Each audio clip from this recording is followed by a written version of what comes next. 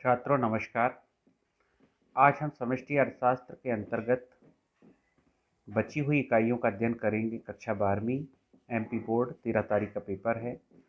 तो हम revision series के अंतर्गत व्यष्टि का अध्ययन कर चुके हैं। अब समष्टि की बारी है। स्टॉक की परिभाषा दीजिए। पहला प्रश्न है, तो स्टॉक क्या होता है? समय के एक निश्चित बिंदु पर मापा जाने वाला मूल्य होता है, यानी इसके लिए निश्चित पॉइंट ऑफ टाइम होता है। प्रवाह क्या है? प्रवाह परिवर्ती होता है, यानी बदलता रहता है। तो प्रवाह समय की एक निश्चित अवधि पर मापा जाता है। पूंजीगत वस्तुएं कौन सी होती हैं? तो पूंजीगत वस्तुएं वो होती हैं जिनका मूल्य अपेक्षाकृत अधिक होता है। इनको प्रयोग उत्पादन प्रक्रिया में किया जाता है और समय के साथ इनके मूल्य में कमी आती जाती है। तो याद रखना है पूंजीगत वस्तु को सबसे पहला यही है कि उत्पादन प्रक्रिया में प्रयोग किया जाता है और समय के साथ मूल्य में कमी भी आती है, जैसे भारी मशीनें हो गई। मौद्रिक सकल देशीय उत्पाद। मौद्रिक सकल देशीय उत्पाद का मतलब है सकल घरेलू उत्पाद। देशीय और घरेलू एक ही बात है। तो मौद्रिक जीडीपी के बारे में पूछा गया है। तो जब जीडीपी की गणना वर्तमान वर्ष की कीमतों के आधार पर की जाती है, यानी जिस वर्ष गणना कर रहे हैं उसी वर्ष की कीमतों के आधार पर की जाएगी, तो उसे हम मौद्रिक जीडीपी कहते हैं। और वास्तविक जीडीपी क्या होती है? सकल देशीय उत्पाद लिखा हुआ है। तो जब आप जीडीपी की गणना स्थिर कीमतों यानी आधार वर्ष की कीमतों के आधार पर जीडीपी को मापोगे तो उसे हम वास्तविक जीडीपी कहते हैं। अब हम आगे देखते हैं, पूंजी निर्माण की परिभाषा दीजिए। तो दी हुई अवधि में पूंजी के स्टॉक में वृद्धि को पूंजी निर्माण कहा जाता है। अगला प्रश्न है हमारा मुद्रा और बैंकिंग से। सीआरआर, जिसे हम कहते हैं कैश रिजर्व रेशियो या नगद आरक्षित अनुपात, क्या कहलाता है? तो सभी व्यापारिक बैंकों को अपनी मांग और समय जमाओं का एक निश्चित प्रतिशत या भाग देश के केंद्रीय बैंक, जो हमारे देश में रिजर्व बैंक के नाम से जाना जाता है, के पास जमा रखना होता है। इस आरक्षित निधि को, या जो आप सुरक्षित रूप में केंद्रीय बैंक के पास रखते हैं व्यापारिक बैंक, उसको बोला जाता है नगद आरक्षित अनुपात। रिजर्व बैंक इसमें कमी या वृद्धि करके व्यापारिक बैंकों की साख क्षमता यानी उनकी कर्ज देने की क्षमता को प्रभावित करते हैं। वैधानिक तरलता अनुपात एसएलआर से आप क्या समझते हैं? तो सभी व्यापारिक बैंकों को अपनी मांग और समय जमाओं का एक निश्चित प्रतिशत स्वयं के पास भी रखना अनिवार्य होता है। इस आरक्षित कोष को वैधानिक तरलता अनुपात कहा जाता है। व्यापारिक बैंक को कितना आरक्षित रखना है, यह निर्णय भी किसके द्वारा लिया जाता है? देश के केंद्रीय बैंक के द्वारा लिया जाता है। मुद्रा के कार्यों की बात करते हैं तो मुद्रा के कार्य मुख्य रूप से दो होते हैं। एक प्राथमिक कार्य होता है और एक होता है द्वितीयक कार्य। प्राथमिक कार्य दो होते हैं, विनिमय का माध्यम और मूल्य का मापक या मापदंड। तो विनिमय का माध्यम के रूप में डिटेल लिखी हुई है कि विनिमय के माध्यम के रूप में मुद्रा के प्रयोग ने वस्तु विनिमय प्रणाली की प्रमुख कठिनाइयां, जैसे दोहरे संयोगता का अभाव है, सामान्य स्वीकृति का अभाव है, उधार लेन देन जैसी कठिनाइयों को दूर कर दिया है। मुद्रा ने व्यापार को राष्ट्रीय और अंतर्राष्ट्रीय स्तर पर सुविधाजनक बना दिया है, क्योंकि अब एक वस्तु को प्राप्त करने के लिए दूसरी वस्तु को बेचना अनिवार्य नहीं होता है। इसी प्रकार मूल्य का मापक है।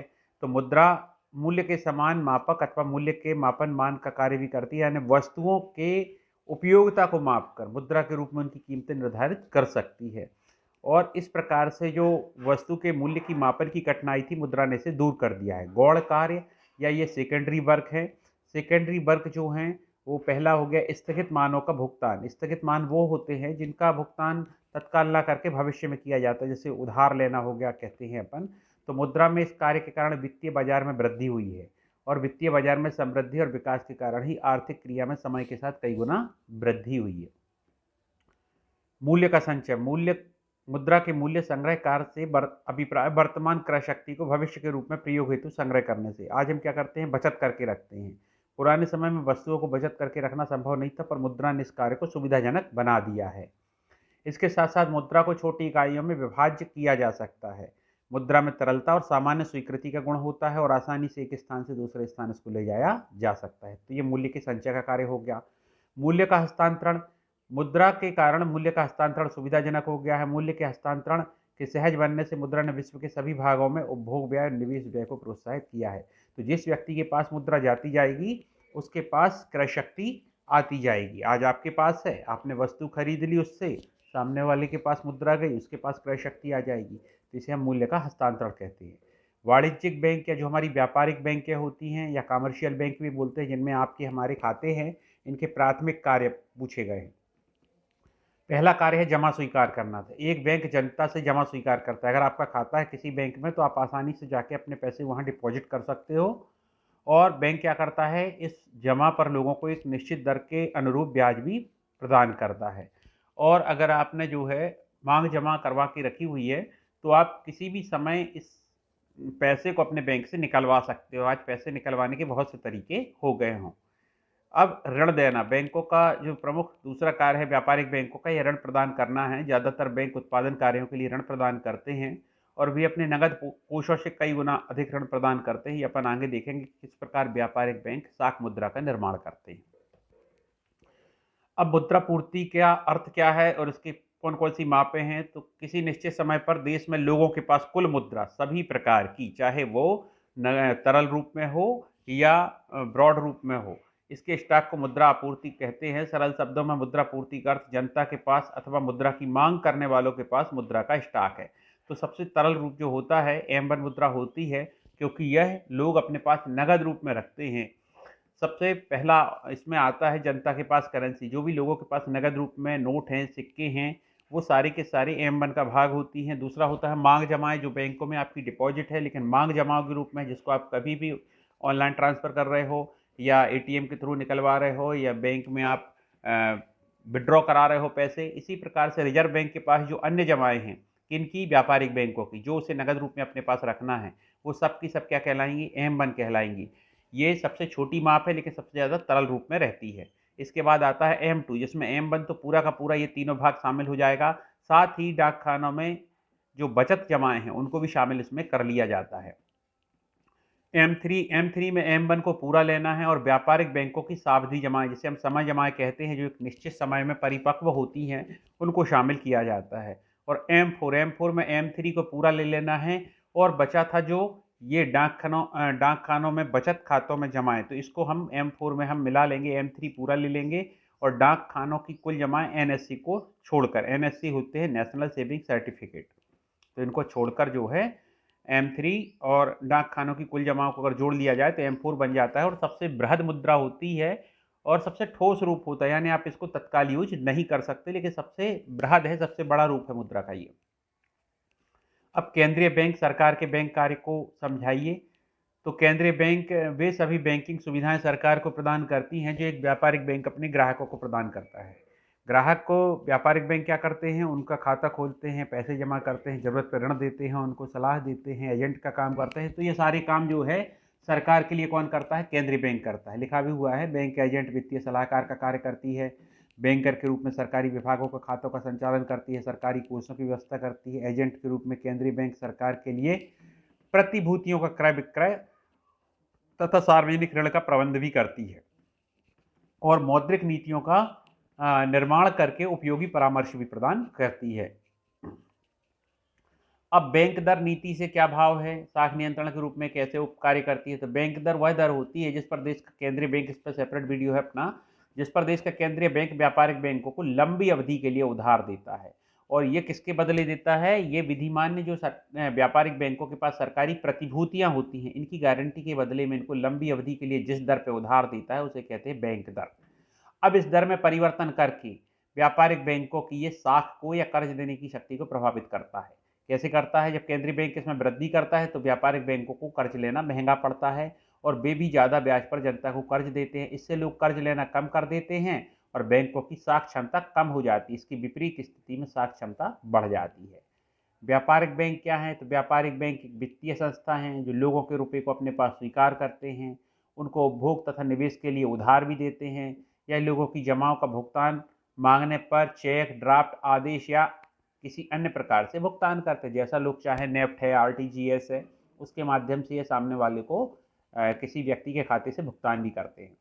अब केंद्रीय बैंक के कार्य, तो हर देश में केंद्रीय बैंक के कार्य जो है समान होते हैं। सबसे पहला प्रमुख कार्य है इसका मुद्रा निर्गमन का कार्य या नोट जारी करने का कार्य होता है। दूसरा बैंकों का बैंक होता है ये। तीसरा सरकार का बैंक होता है तथा पर्यवेक्षक की भूमिका निभाता है। चौथा, ये अंतिम ऋणदाता, जो व्यापारिक बैंक है उनको अंतिम ऋणदाता का कार्य करता है। विदेशी विनिमय का संरक्षक, जितनी भी विदेशी मुद्रा भंडार है वो किसके पास होती है, केंद्रीय बैंक के पास होती है। समाशोधन गृह का कार्य, यानी जितनी बैंक हैं इनके परस्पर जो इनमें समायोजन स्थापित करना, कोऑर्डिनेशन का काम कौन करता है, केंद्रीय बैंक करती है। और साख का नियंत्रण करना कि अर्थव्यवस्था में बहुत ज़्यादा साख का विस्तार ना हो पाए। मांग जमाएं क्या कहलाती हैं, तो मांग जमाएं बेजमाएं कहलाती हैं जिन्हें जमाकर्ता बैंक से कभी भी निकलवा सकता है। इसके लिए कोई समय सीमा नहीं होती। अगर बैंक बंद भी है तो व्यक्ति एटीएम से निकलवा सकता है, ठीक है। और पैसे निकलवाने के लिए व्यक्ति चेक, निकासी पर्ची या एटीएम का प्रयोग कर सकता है। वर्तमान में mobile banking, net banking, credit या डेबिट कार्ड ट्रांसफर ने इसे और सुविधाजनक बना दिया है। अब वाणिज्यिक बैंकों की शाख निर्माण की प्रक्रिया क्या होती है? तो शाख निर्माण की प्रक्रिया को हम समझते हैं, आ जाए परीक्षा में आपको तो। मुद्रा निर्माण को ऐसी प्रक्रिया के रूप में जाना जाता है जिसके अंतर्गत एक व्यापारिक बैंक अपने निक्षेपों मतलब प्रारंभिक जो जमा है, जो उसके पास तरल पैसा है, उसको किस प्रकार से वो कई गुना ऋण में बदल देते हैं। तो अपने निक्षेपों के आधार पर कई गुना ऋण प्रदान करके अर्थव्यवस्था में मुद्रा की पूर्ति में वृद्धि करता है। व्यापारिक बैंकों द्वारा किया जाने वाला मुद्रा निर्माणता मुख्यतः दो बातों पर निर्भर करता है। तो सबसे पहले बैंक जो ऋण देते हैं उनके लिए पैसा कहाँ से आता है? तो लोगों की जो प्राथमिक जमाएं होती हैं, प्रारंभ में जो भी व्यक्ति जमाएं करते हैं उसको बोला जाता है प्राथमिक जमाएं। इसके बाद बैंकों को क्या होता है कि केंद्रीय बैंक के दिशा निर्देश के अनुसार कुछ राशि उनको केंद्रीय बैंक के पास भी जमा करनी पड़ती है, जिसे बोला जाता है CRR। कुछ अपने पास नगद रूप में भी रखनी पड़ती है, जिसको बोला जाता है SLR। दोनों का अगर अपन जो है योग कर लें तो वैधानिक कोष अनुपात बन जाता है। तो इसके लिए फार्मूला है, मुद्रा गुणक कैसे काम करता है? तो मुद्रा गुणक बराबर होता है 1/, वैधानिक कोष अनुपात। और मुद्रा निर्माण निकालने के लिए जब आप मुद्रा गुणक निकाल लेंगे तो मुद्रा निर्माण या शाख मुद्रा निकालने के लिए जो प्राथमिक जमाएं हैं आपकी, उसमें मुद्रा गुणांक से भाग कर देंगे, गुणा कर देंगे, तो आपका मुद्रा निर्माण प्राप्त हो जाता है। अब इसकी थोड़ी सी हम व्याख्या उदाहरण द्वारा करते हैं। मान लीजिए कि अर्थव्यवस्था में प्रारंभिक जमाएं हैं 1000 रुपये। किसी व्यक्ति ने 1000 रुपये बाहर से लाके बैंक में जमा कर दिए। जो हमारा वैधानिक आरक्षित अनुपात है 0.2 है, यानी 20% का है कि 20% किसी भी समय बैंक अपने पास सामने वाले का पैसा नगद रूप में रखेगी और बाकी पैसे को वो किसी अन्य को कर्ज के रूप में दे सकती है। तो अर्थव्यवस्था में क्या होता है कि अर्थव्यवस्था में प्राथमिक जमाएं कितनी हो गई? 1000 रुपये। अब बैंक क्या करेगी? इस व्यक्ति के लिए 1000 रुपये उसकी एंट्री तो कर देगी जमा के रूप में, लेकिन उसके लिए केवल 200 रुपये रिजर्व के रूप में रखकर 800 रुपये किसी अन्य व्यक्ति को उधार देगी। जिसको ये उधार देगी उसको नगद रूप में नहीं देगी, 800 रुपये अन्य व्यक्ति को कर्ज देगी, लेकिन काय में? खाते में। तो इस प्रकार बैंक जो है जिसको कर्ज देगी उसको भी 800 रुपये अपने खाते में जमा के रूप में दिखा देगी। इस प्रकार व्यापारिक बैंकों की कुल जमाएं कितनी हो जाएंगी? 1800 रुपये, जबकि वास्तविक रूप में उसके पास 1000 रुपये ही है। पहले व्यक्ति के लिए उसने 200 रुपये और दूसरे व्यक्ति के लिए जो 800 रुपये जमा हुए थे, इसमें से फिर वो 20% केवल उसके लिए बचाई, क्योंकि बैंक ये अपने अनुभव के आधार पर जानती है कि जो व्यक्तियों की जमाएं हैं वो भरोसा रखते हैं और एक साथ पूरा पैसा निकलवाने कोई भी व्यक्ति नहीं आता है। तो एक उन्होंने अपनी समझ के आधार पर रेशियो बना रखा है कि हमें मुद्रा कितनी अपने पास नगद रूप में रखनी है। अगर कभी आवश्यकता पड़ जाएगी तो वो केंद्रीय बैंक से उधार लाकर भी सामने वाले का पैसा वापस कर सकती हैं। तो इस वजह से वो अपने पास एक निश्चित नगद राशि बचाकर बाकी अन्य जो राशि बचती है तीसरे व्यक्ति चौथे व्यक्ति को उधार देती चली जाती है। ये केवल एग्जाम्पल है, बैंकें तो करोड़ों अरबों रुपए में व्यापार करती हैं। तो जिसका 800 रुपये कर्ज के रूप में दिया उसका केवल 20% बचाया, 160 रुपये उसने जो है उसके लिए रखा और शेष जो 640 रुपये है ये किसी तीसरे व्यक्ति को उधार दे दिया। इसी प्रकार से जिसका 640 रुपये कर्ज दिया उसके लिए 20% बचाएगा, बचा हुआ पैसा अगले चौथे व्यक्ति को दे देगा। तो बैंक यह कार्य तब तक करता रहेगा जब तक कि जो प्रारंभिक मुद्रा है आपकी वो अंत तक पूर्णतः खत्म नहीं हो जाती है। अब कुल कितनी शाख मुद्रा का निर्माण होगा? तो इसके लिए मुद्रा गुणक का सूत्र लगाया जाता है 1/, वैधानिक कोष अनुपात, यानी 1/0.2। तो 0.2 को अगर अपन डिवाइड करेंगे तो ये हो जाएगा 10/2, यानी आ जाएगा 5। अब प्रारंभिक जमाएं थी 1000, मुद्रा गुणांक हुआ 5, तो कुल शाख मुद्रा का निर्माण हो जाएगा 5000 रुपये। यानी बैंक देखिए प्रारंभिक जमाएं थी उसकी केवल 1000 रुपये और बैंक ने मुद्रा निर्माण कर लिया 5000 रुपये का। तो इस प्रकार ये जो है एक वास्तविक मुद्रा नहीं है, ये केवल लेखे की मुद्रा मानी जाएगी कि ये रिकॉर्ड में लिखी हुई है, लेकिन बैंकों के पास नगद रूप में केवल 1000 रुपये है। ठीक है, तो बैंकों का व्यापार बड़ा होता है। ये केवल एक छोटा एग्जाम्पल था आपको समझाने के लिए कि इस प्रकार से बैंकें अपना व्यापार करती हैं, शाख मुद्रा का निर्माण करती हैं। अब अगली इकाई है आय और रोजगार स्तर का निर्धारण। सबसे पहले प्रश्न आता है अनैच्छिक बेरोजगारी से आप क्या समझते हैं? अनैच्छिक मतलब बिना इच्छा के बेरोजगार है व्यक्ति। तो जब व्यक्तियों को प्रचलित मजदूरी दर पर काम करने के इच्छुक होते हुए व्यक्ति जो मजदूरी दर चल रही है उस पर काम करने का इच्छुक है लेकिन काम नहीं मिलता है, तो ऐसी स्थिति को अनैच्छिक बेरोजगारी कहते हैं। अर्थव्यवस्था में अतिरिक्त क्षमता तो होती है पर समग्र मांग में कमी के कारण ऐसी स्थिति पाई जाती है कि व्यक्ति बेरोजगार बने हुए हैं, अतिरिक्त क्षमता है, इनको काम पे लगा के उत्पादन को बढ़ाया जा सकता है, लेकिन समग्र मांग में कमी है तो इसलिए उत्पादन नहीं किया जा रहा है और रोजगार भी प्रदान नहीं किया जा रहा है। ऐच्छिक बेरोजगारी, ऐच्छिक बेरोजगारी तथा पूर्ण बेरोजगारी। तो ऐच्छिक, इच्छा से बेरोजगार, तो इसमें क्या होगा, जब व्यक्ति प्रचलित मजदूरी दर पर काम करने का इच्छुक नहीं रहते, यानी प्रचलित मजदूरी दर पे काम तो है लेकिन वो काम करने का इच्छुक नहीं है, तो इसे कहेंगे हम ऐच्छिक बेरोजगारी। पूर्ण बेरोजगारी क्या है, इससे अभिप्राय ऐसी अर्थव्यवस्था से है जिसमें प्रत्येक शारीरिक और मानसिक दृष्टि से योग्य व्यक्ति को, जो प्रचलित मजदूरी दर पर काम करने के योग्य है, उसे रोजगार प्राप्त है। ये पूर्ण रोजगार की स्थिति है कि जब अर्थव्यवस्था में प्रत्येक व्यक्ति जो शारीरिक और मानसिक दृष्टि से स्वस्थ है और काम करने के योग्य है, उसको प्रचलित मजदूरी दर पर काम मिल जाए तो उसे कहा जाता है पूर्ण रोजगार की स्थिति।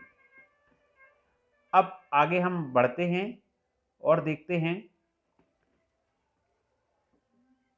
एक अर्थव्यवस्था को संतुलन की स्थिति में लाने के लिए क्या परिवर्तन करने होंगे। ध्यान से देखिए इस प्रश्न को जरा। पहला इसमें दिया गया है कि नियोजित बचत नियोजित निवेश से अधिक हो, यानी अर्थव्यवस्था में निवेश ज्यादा किया जा रहा है उत्पादकों के द्वारा, लेकिन जो हमारा उपभोक्ता है या परिवार क्षेत्र है वो कैसा कर रहा है, बचत ज्यादा कर रहा है। बचत नियोजित निवेश से अधिक है, बचत ज्यादा हो रही है तो इसका मतलब क्या हो रहा है, खर्च कम हो रहा होगा। यदि बचत निवेश से अधिक है, S is greater than I, यानी saving is greater than investment, तो इसका अर्थ है कि लोग बचत ज्यादा कर रहे हैं, बचत ज्यादा कर रहे हैं तो वो खर्च कम कर रहे होंगे। बचत ज्यादा होने से क्या होगा, खर्च कम करेंगे तो मांग कम हो जाएगी, और मांग कम होने से क्या हो जाएगा कि जो उत्पादन किया गया है, नियोजित उत्पादन या जितनी इच्छा की जा रही है उत्पादन बिकने की, उतना बिना बिका रह जाएगा और उत्पादकों के पास बिना बिका स्टॉक इकट्ठा होता जाएगा। इस स्टॉक को इकट्ठा करने के लिए उत्पादक क्या करेंगे, उत्पादन को कम करने की योजना बनाएंगे और रोजगार में वो छटनी करना शुरू कर देंगे, जिससे अर्थव्यवस्था में क्या होगा, आय कम हो जाएगी। जिन लोगों को रोजगार से निकाला जाएगा उनकी आय कम होती जाएगी, आय कम होने से क्या हो जाएगा, बचत भी कम होती जाएगी। और चूंकि अभी बचत ज्यादा कर रहे थे ये लोग, जब रोजगार से अलग होंगे तो बचत कम होती जाएगी, और यह प्रक्रिया तब तक चलती रहेगी जब बचत और निवेश दोनों बराबर नहीं हो जाती और अर्थव्यवस्था में संतुलन स्थापित नहीं हो जाता है। तो अगर सेविंग्स ज़्यादा हैं, यहाँ पे जो है इन्वेस्टमेंट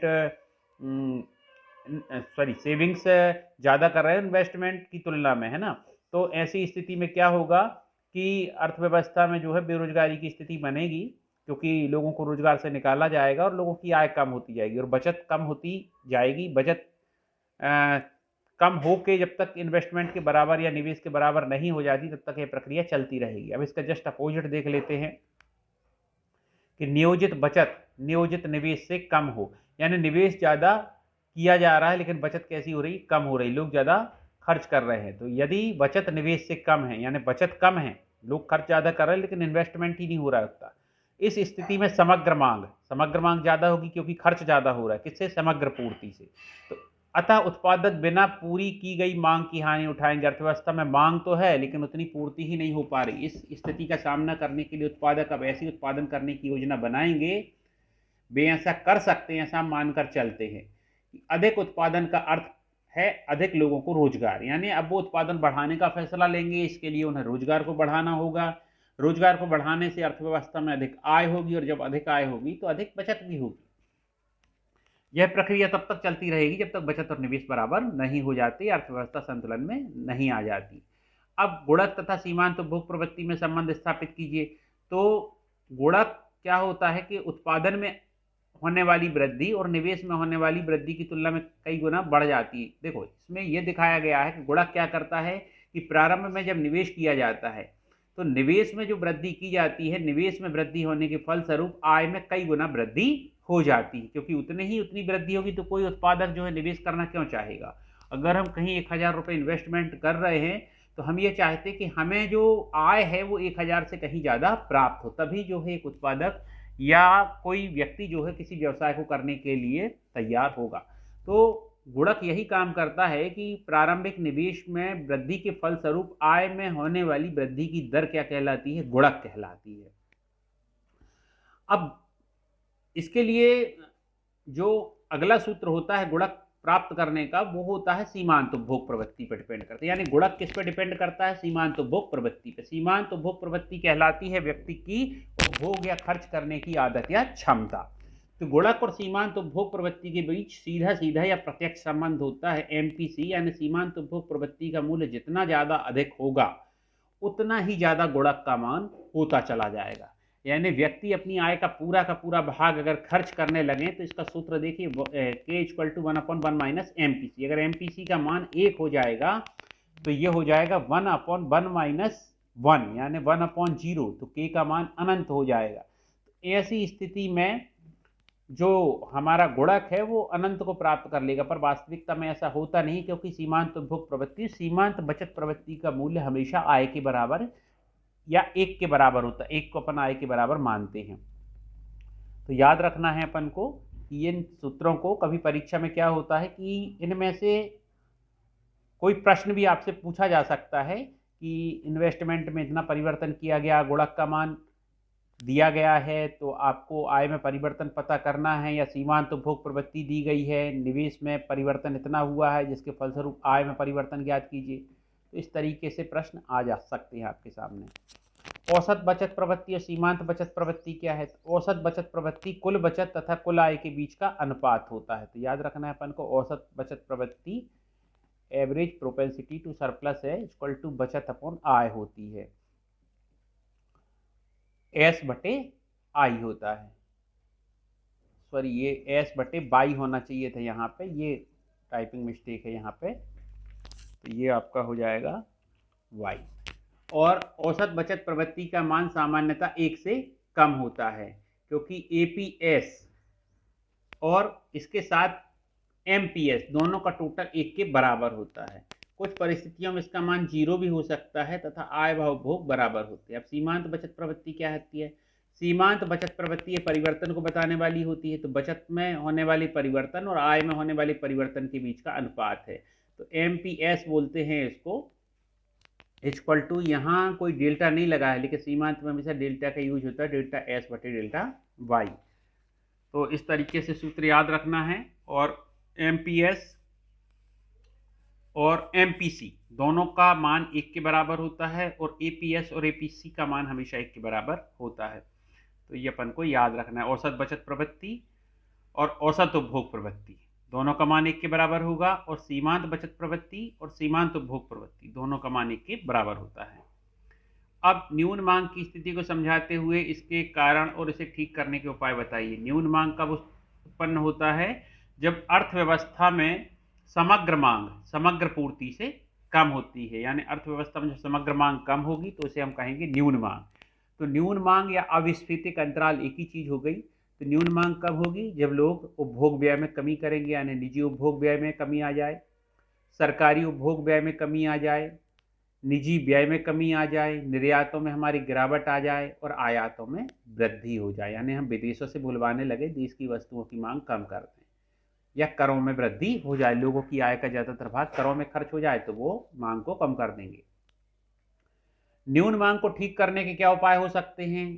क्योंकि अपन ने पढ़ा सरकारी व्यय में कमी हो रही, तो सरकार को सार्वजनिक कार्यों पर अपना व्यय बढ़ा देना चाहिए, जैसे सार्वजनिक निर्माण, शिक्षा, उत्पादकों को आर्थिक सहायता, सुरक्षा, कानून व्यवस्था पर। सरकारों को परिवार, गृहस्थों, उत्पादकों पर कर भार, यहाँ करों में वृद्धि पढ़ा अपन ने, तो परिवार, गृहस्थों, उत्पादकों पर कर भार कम कर देना चाहिए। सरकार को रिजर्व बैंक से अधिक कोष लेना चाहिए, अर्थव्यवस्था में तरलता और प्रवाह में वृद्धि हो सके। और सरकार को सार्वजनिक उधार में कटौती की योजना बनानी चाहिए ताकि लोगों के पास अधिक तरलता बची रहे। इसी प्रकार से अधिमांग की स्थिति को समझाते हुए, तो अधिमांग में क्या हो जाएगा आपका, कि जो समग्र मांग है वो समग्र पूर्ति से कैसी हो जाएगी, ज़्यादा हो जाएगी। अधिमांग का मतलब यही है। तो इसको हम स्फीतिक अंतराल भी कहते हैं। तो ये कब उत्पन्न होता है? जब लोग ज़्यादा खर्च करने लगें उपभोग व्यय के रूप में, निजी व्यय में वृद्धि कर दें, सरकारी व्यय में वृद्धि हो जाए, आयातों में गिरावट हो जाए, निर्यातों में वृद्धि हो जाए, कर दरों में कमी हो जाए। तो ये जो अधिमांग और न्यून मांग है, ये एक याद करेंगे अपन तो दूसरे में कमी या वृद्धि करके इसको लिख सकते हैं। तो राजकोषीय उपाय अपन देखें इसमें, यहाँ पे वृद्धि हो रही है तो इसको कम करना होगा। इन सबको सरकारी व्ययों में आपको कमी करनी होगी, करों में वृद्धि करनी होगी, सार्वजनिक उधार जनता से लेना होगा, केंद्रीय बैंक से उधार लेना कम करना होगा, क्योंकि पहले ही अधिमांग की स्थिति है। तो जब अधिमांग होती है तो सब सरकारी व्ययों को कम कर दिया जाता है, जब न्यून मांग होती है तो सरकारी व्यय बढ़ा दिया जाता है। अब देश के केंद्रीय बैंक का भी सहारा लिया जाता है। अधिमांग की स्थिति मतलब हो गई कि अर्थव्यवस्था में मुद्रास्फीति की स्थिति निर्मित हो रही है, और न्यून मांग की स्थिति हो गई कि मुद्रा संकुचन की स्थिति हो रही है। तो दोनों ही स्थितियां किसी देश के लिए विकास के लिए हानिकारक होती हैं। ऐसी स्थिति में क्या होता है कि देश का जो केंद्रीय बैंक होता है उसको हस्तक्षेप करना पड़ता है, और वो जो हस्तक्षेप करता है उसको बोला जाता है मौद्रिक उपाय। तो रेपो दर, खुले बाजार की क्रियाएं, नगद आरक्षित अनुपात, इस पर अपना वीडियो आप जाके देख लेना, ज़्यादा बड़ा वीडियो हो रहा है क्योंकि ये। अब सरकारी बजट के बारे में पढ़ते हैं। तो बजट द्वारा सरकार आय की असमानता को किस प्रकार कम करती है। तो आय की असमानताओं को कम करने के लिए सरकार बढ़ती हुई दर से कर लगाती है। कर किस पे लगाएगी? जिसकी आय ज़्यादा होगी। तो सरकार उच्च आय वर्ग से कर लेती है और निम्न आय वर्ग को सुविधाएं प्रदान करती है। और जो उच्च आय वर्ग है उस पर कर की दर ज़्यादा होती है, और जो निम्न आय वर्ग है उस पर कर की दर कम होती है, जिसके कारण आय और संपत्ति की जो असमानताएं हैं वो कम होती हैं। सरकार जनता से करों से प्राप्त जो धन है वो गरीबों को सुविधाएं और विभिन्न प्रकार की अन्य चीज़ों के रूप में उपलब्ध करवाती है। अब राजकोषीय घाटा क्या होता है? घाटे में हमेशा यही होता है कि आपका व्यय कैसा होगा, ज़्यादा होगा, और आपकी आय कैसी होगी, कम होगी। तो लिखा हुआ है राजकोषीय घाटा कुल व्यय तथा कुल प्राप्तियों का अंतर होता है।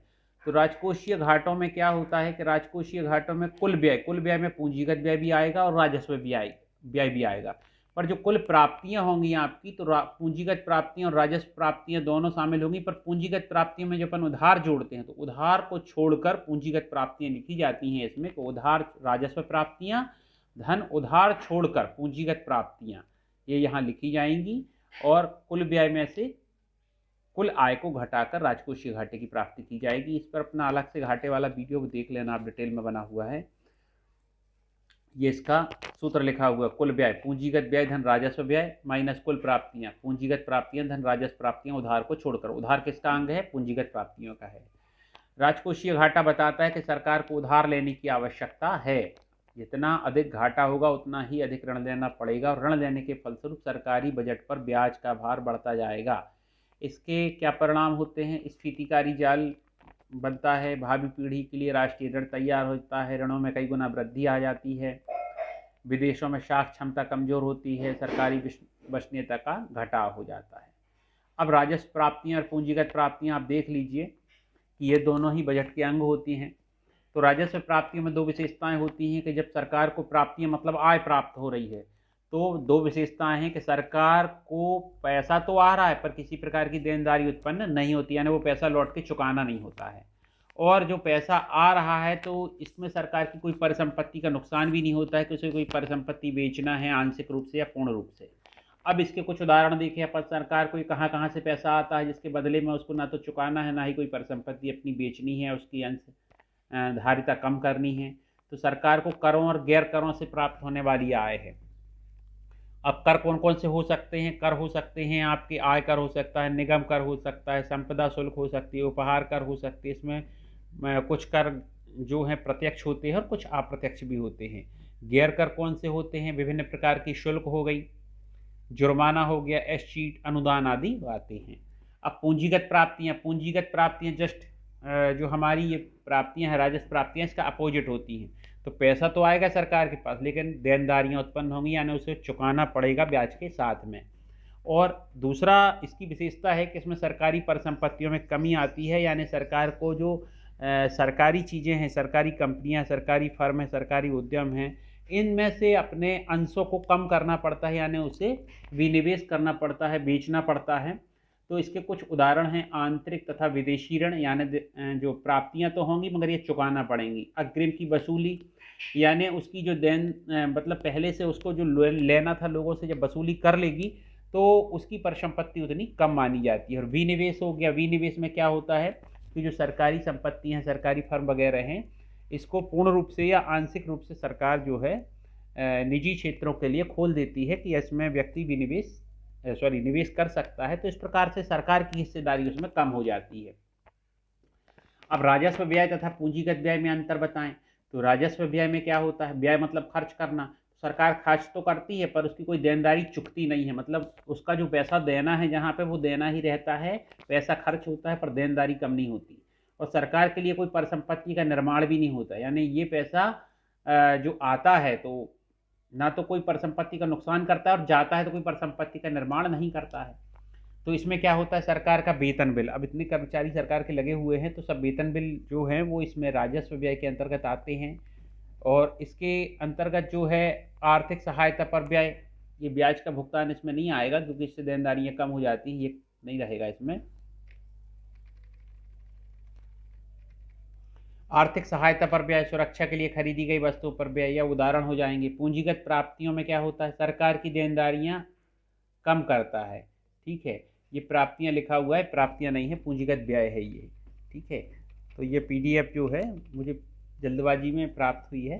पूंजीगत व्यय में क्या होता है कि सरकार की जो खर्चे हैं उससे उसकी देनदारियां कम हो जाती हैं, या सरकार के लिए परिसंपत्तियों का ये निर्माण कर देता है, यानी सरकार ने पैसा चुकाया कहीं पे तो उसकी देनदारियां कम हो जाएंगी। या जो पैसा खर्च होता है तो भूमि, सरकारी ज़मीन सरकार ने खरीद ली, जैसे अधिग्रहण वगैरह होता है, रोड वगैरह निकलता है तो सरकार की ज़मीन हो जाती है, वो सरकार उसका मुआवजा दे देती है। तालाब बनता है, कहीं पे सड़कें निकलती हैं, रेल लाइन निकलती है, या भवन है, सरकारी स्कूल बन गया, सरकारी हॉस्पिटल बन गया, सरकारी सामुदायिक भवन बन गया, तो सरकार ने पैसा खर्च किया मगर वो एक सरकारी परिसंपत्ति का निर्माण हो गया।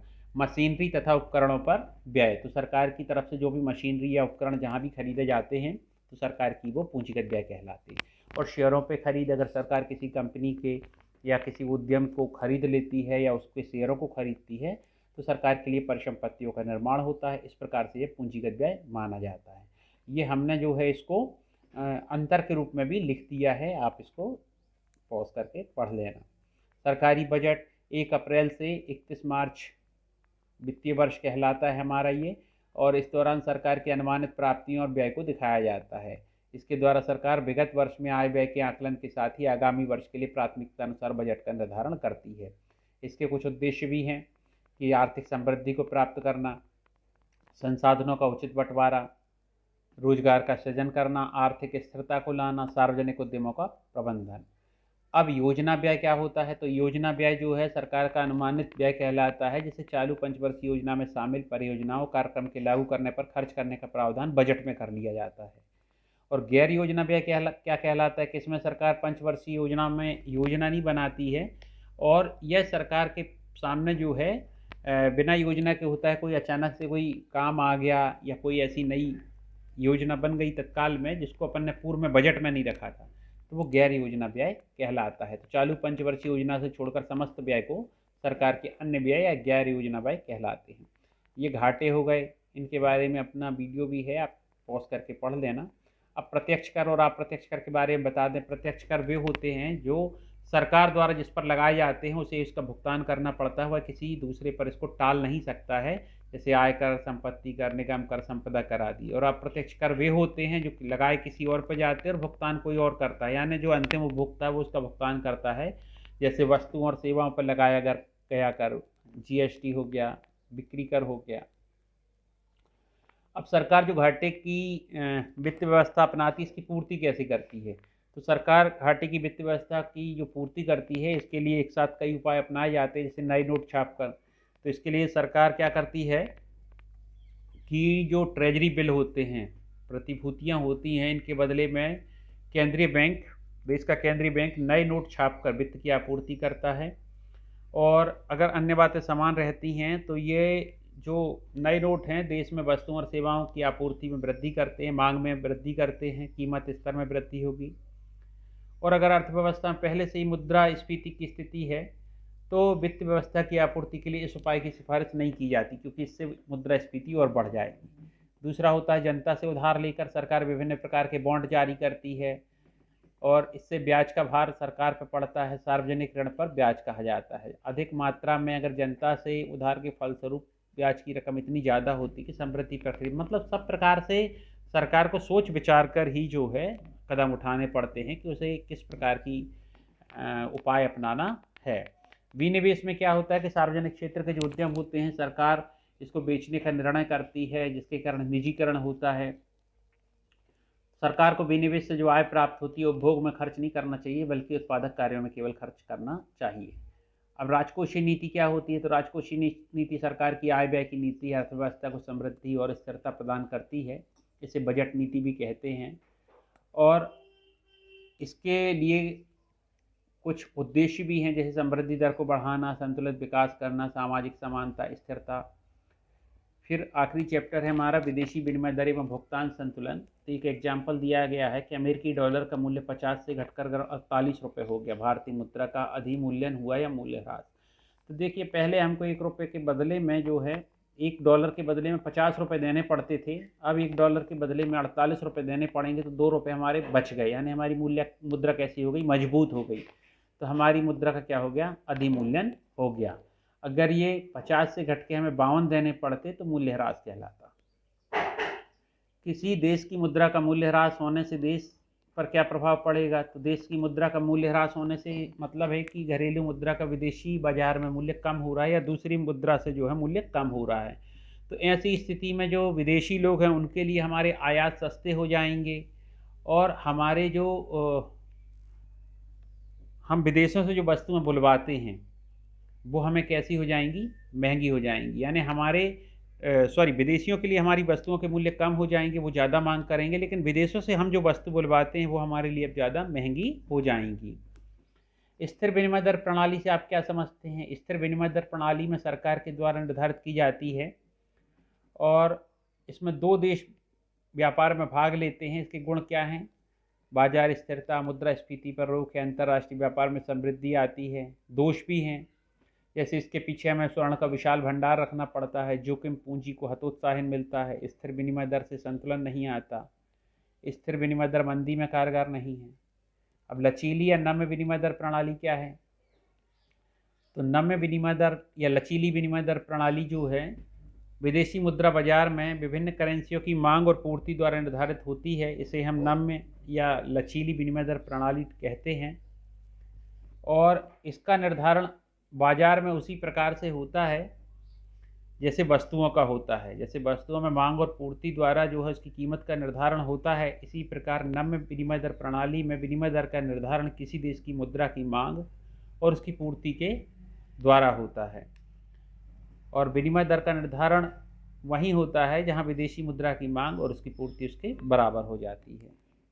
अब इसके गुण क्या हैं? स्वर्ण भंडार की आवश्यकता नहीं होती, पूंजी की अंतर्राष्ट्रीय गतिशीलता होती है, जोखिम पूंजी को बढ़ावा मिलता है, प्रोत्साहन मिलता है, संसाधनों का अनुकूलतम आवंटन होता है। दोष क्या है? बाजार में अस्थिरता आती है, नीति निर्धारण करना कठिन होता है, द्विपक्षीय व्यापार समझौता कठिन होता है। विनिमय दर का निर्धारण किसी देश की मुद्रा की एक इकाई का दूसरी देश की इकाइयों से जब जिस दर पर विनिमय किया जाता है उसे कहते हैं विदेशी विनिमय दर। और विदेशी विनिमय दर का निर्धारण मुद्रा की मांग और मुद्रा की पूर्ति के द्वारा होता है। तो याद रखना है अपन को। आगे हम देखें कि अवमूल्यन और मूल्यह्रास के बारे में बताते हैं आपको। तो अवमूल्यन क्या होता है? जब सरकार द्वारा जानबूझकर विदेशी मुद्रा के संबंध में घरेलू मुद्रा के मूल्य में कमी की जाती है। यानी विदेशी मुद्रा की तुलना में देश की मुद्रा में जानबूझकर सरकार द्वारा कमी की जाती है, तो इसे हम कहते हैं अवमूल्यन। और जब विनिमय दर का निर्धारण मांग और पूर्ति की शक्तियों द्वारा होता है, स्वमेव मांग और पूर्ति की शक्तियों द्वारा किसी देश की मुद्रा का मूल्य अंतर्राष्ट्रीय बाजार में कम हो जाता है, तो इसे कहा जाता है मूल्यह्रास कहा जाता है। अब जो अवमूल्यन होता है हमारा, ये सरकार द्वारा निर्धारित किया जाता है। इसे सरकार द्वारा तब निर्धारित किया जाता है जब देश की आयात बिल काफ़ी बढ़ रहे हों। इन आयातों को कम करके निर्यातों को बढ़ाने के लिए सरकार द्वारा यह कदम उठाया जाता है। इसके विपरीत मूल्यह्रास क्या होता है? विदेशी मुद्रा के संबंध में घरेलू मुद्रा के मूल्य में आने वाली कमी है या मांग और पूर्ति द्वारा स्वयं उत्पन्न होती, तो इसमें सरकार का हस्तक्षेप नहीं होता है। मूल्यह्रास के कारण मुद्रा के मूल्य में कमी आने से हो सकता है सरकार के आयात बिल बहुत बढ़ जाएं, इससे राजकोषीय घाटे में वृद्धि होती है। तो एक जानबूझकर सरकार द्वारा की जाती है वो है अवमूल्यन। और जब स्वमेव मांग और पूर्ति की शक्ति द्वारा देश की मुद्रा का मूल्य विदेशी मुद्रा में कम हो जाए तो वो होता है मूल्यह्रास। अब ये विदेशी विनिमय दर में ही हाजिर बाजार और वायदा बाजार है, तो आप वीडियो पॉज करके इसको पढ़ लेना। अब आते हैं हम प्रबंधित तरणशीलता पे।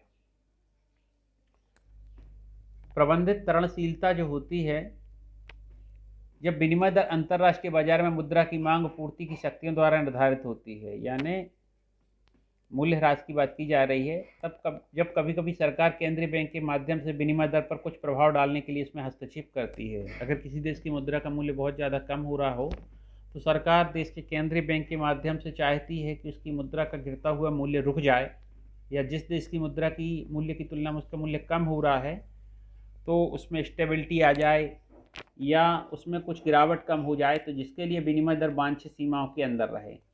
केंद्रीय बैंक द्वारा विनिमय दर को संतुलित करने के लिए किए गए हस्तक्षेप को प्रबंधित तरणशीलता कहते हैं, और इसे गंदी तरणशीलता भी कहते हैं।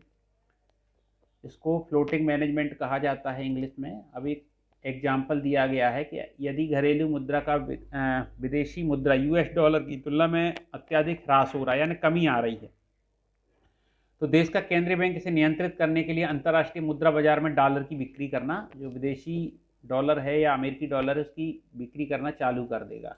अन्य बातें समान रहें तो अंतर्राष्ट्रीय बाजार में डॉलर की आपूर्ति ज़्यादा होगी, जिससे उसके विनिमय दर में क्या आ जाएगी, कमी आ जाएगी, और भारतीय रुपयों की स्थिति में सुधार होगा। ऐसा तब अनिवार्य हो जाता है जब सरकार के आयात बिल बहुत बढ़ जाते हैं और राजकोषीय घाटे में वृद्धि प्रारंभ हो जाती है। भुगतान शेष पूछा जाता है, तो भुगतान शेष या भुगतान संतुलन एक ही बात है। आशय किसी देश का शेष विश्व के साथ हुए सभी आर्थिक लेन देन का विवरण है। चालू खाते और पूंजी खाते की बात की जा रही है, इसके घटक पूछे जाते हैं। तो चालू खाते में क्या रखा जाता है, सभी प्रकार के दृश्य और अदृश्य व्यापार को शामिल किया जाता है। इसमें सभी प्रकार की वस्तुओं सेवाओं के व्यापार के साथ हस्तांतरण आय को शामिल किया जाता है, और सेवाओं को दो भागों में बांटा जाता है, कारक और गैर कारक। तो कारक सेवाएं में निवेश आय और कर्मचारियों का पारिश्रमिक दोनों शामिल हो जाती हैं। गैर कारक सेवाओं में जहाजरानी, बैंकिंग, बीमा, राजस्व के रूप में जो किया जाने वाला भुगतान है वो शामिल होता है। और चालू हस्तांतरण आय जो होती है, इसमें उपहार, अनुदान, विदेशियों द्वारा अपने रिश्तेदारों को भेजी गई राशि शामिल होती है। पूंजी खाते में कौन कौन सी चीज़ें रखी जाती हैं, तो पूंजी खाते वह है जो देश के निवासियों और शेष विश्व के निवासियों से उन सभी रिकॉर्डों को रखा जाता है जिनमें परिसंपत्तियों के स्वामित्व में परिवर्तन आता है। यानी परिसंपत्ति उसी देश में रहती है, केवल विदेशी कंपनी, फर्म या व्यक्ति आकर उस पर आंशिक या पूर्ण रूप से अधिकार प्राप्त कर लेते हैं, यानी उसको खरीद लेते हैं। इस प्रकार भुगतान से इसके पूंजी खाते में केवल उन परिसंपत्ति जैसे भूमि, भवन, प्लांट तथा मशीनरी आदि को शामिल किया जाता है जो घरेलू अर्थव्यवस्था में ही रहती है, परंतु अंतर्राष्ट्रीय बिक्री या खरीद के कारण इनके स्वामित्व में परिवर्तन आ जाता है। पूंजी खाते में स्टॉक तथा बॉन्ड्स की खरीदी एवं बिक्री को भी शामिल किया जाता है। इसके अलावा इसमें व्यापार करने वाले साझेदारों के बीच उधार से संबंधित दावों को भी शामिल किया जाता है। उधार तथा निवेश भुगतान से इसके पूंजी खाते की दो महत्वपूर्ण घटक हैं। तो इसमें अपन को निवेश है, विनिवेश है, उधार है, ये सारी चीज़ें हमारी किस में आती हैं, पूंजी खाते में आती हैं। अब उधार तथा निवेश को किस प्रकार के खाते में शामिल किया जाता है, तो अभी हमने ऊपर देखा कि ये उधार और निवेश काय के अंतर्गत आते हैं, पूंजी खाते के अंतर्गत। उधार दो प्रकार का हो सकता है, बाहरी वाणिज्यिक उधार। बाहरी वाणिज्यिक उधार जो है ये ब्याज की दरों पर निर्भर करता है, बाहर से लिया जाता है। और जो बाहरी सहायता है ये ब्याज की रियायती दरों पर उपलब्ध होती है। सहायता के रूप में जब कर्ज मिल रहा होता है तो वो सस्ती दरों पर मिल जाता है। और निवेश भी दो प्रकार का हो जाता है, पोर्टफोलियो निवेश होता है, प्रत्यक्ष विदेशी निवेश होता है। पोर्टफोलियो निवेश में कोई विदेशी उद्यमी फर्म जो है देश के शेयर बाजार में यहाँ के शेयरों की बिक्री से शेयरों की खरीद से संबंधित होती है, जिसको वो आंशिक तौर पर खरीदती है और लाभ प्राप्त करने पर इसको बेच भी देती है। जबकि प्रत्यक्ष विदेशी निवेश में क्या होता है कि प्रत्यक्ष विदेशी निवेश में किसी देश में निवेश कर देश के उद्यमों पर स्वामित्व हासिल कर लिया जाता है, यानी पूर्ण रूप से उसके मालिकाना हक को प्राप्त कर लिया जाता है। जबकि विदेशी संस्थागत निवेश में क्या होता है कि विदेशियों और घरेलू कंपनियों के शेयरों और बॉन्ड्स में निवेश किया जाता है। भुगतान संतुलन, फिर से आ गया प्रश्न ये, तो भुगतान से इसके संतुलन से क्या अभिप्राय है, तो लेखा की दृष्टि से तो जो भुगतान संतुलन बनाया जाता है वो संतुलित ही बनाया जाता है, लेकिन व्यवहारिक दृष्टि से इसमें संतुलन और असंतुलन दोनों हो सकता है। संतुलन जो है देश के विदेशियों से प्राप्त समस्त प्राप्तियां और विदेशों को समस्त भुगतान। संतुलन ये है कि विदेशों की समस्त प्राप्तियां और भुगतान बराबर हो जाएं, पर वास्तविक रूप में ऐसा होता नहीं है। असंतुलन दो प्रकार से हो सकता है, एक होता है आधिक्य भुगतान संतुलन और एक होता है घाटे का भुगतान संतुलन। वीडियो काफ़ी लंबा हो गया है, बीच बीच में मेरा गला खराब होने से थोड़ा सा वॉइस में भी इफेक्ट पड़ा है, तो आप थोड़ा सा वीडियो पॉज करके देखने का प्रयास करना। बाकी कल के पेपर के लिए आपको बहुत बहुत शुभकामनाएं। Thank you.